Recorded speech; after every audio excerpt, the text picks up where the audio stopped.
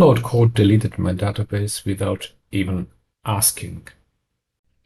I'm years in the development, and in this video we're gonna see some simple steps that can help you don't lose your data. In that case here, I was working on a project with a load of data for statistics and analysis.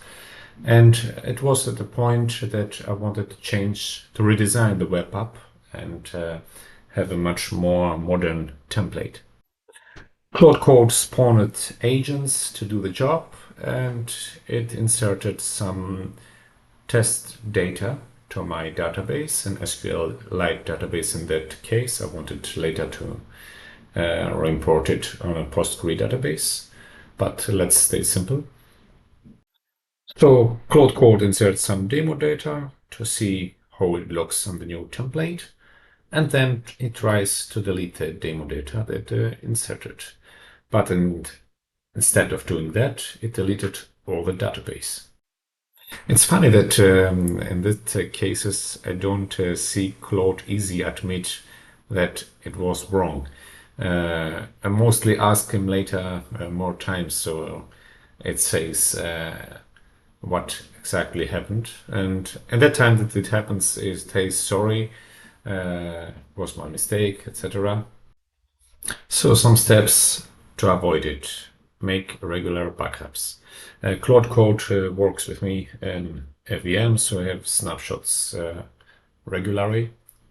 And of course I have Git, so a version control system, so every change is committed, so you can go back if you want.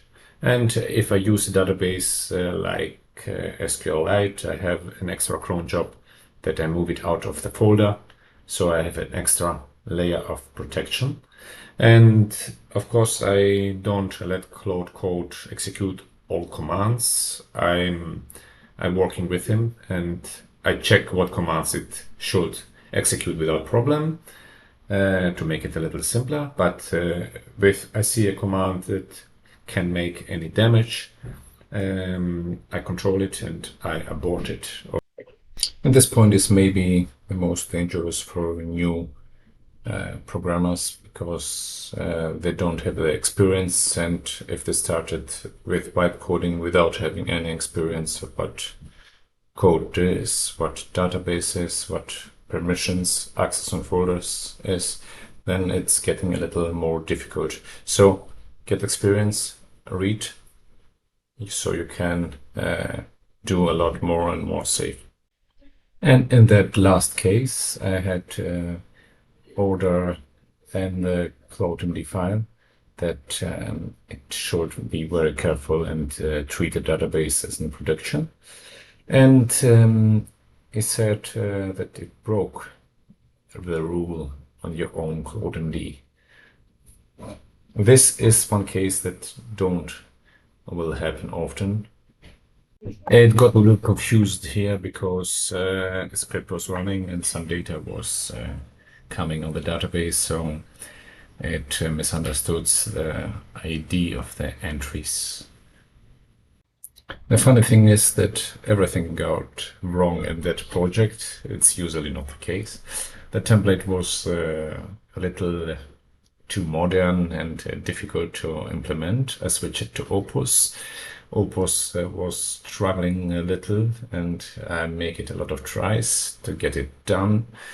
And then I remembered that I have a promotional credit of the Fable model, and that I used Fable a lot in the start when it was free in my Pro package.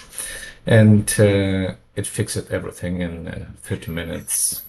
But it costed 45 euros of the promotional.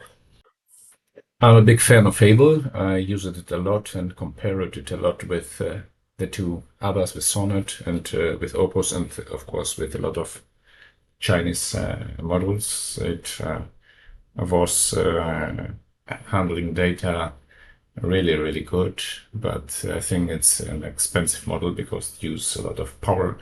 So Anthropic make the decision to don't have it on the packages, and you must buy credits extra, so it's a little sad. But there are a lot of other models that we're gonna see in the next videos that are a lot of cheaper and very capable too.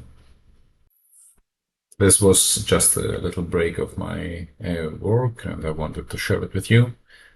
See you around with the next videos.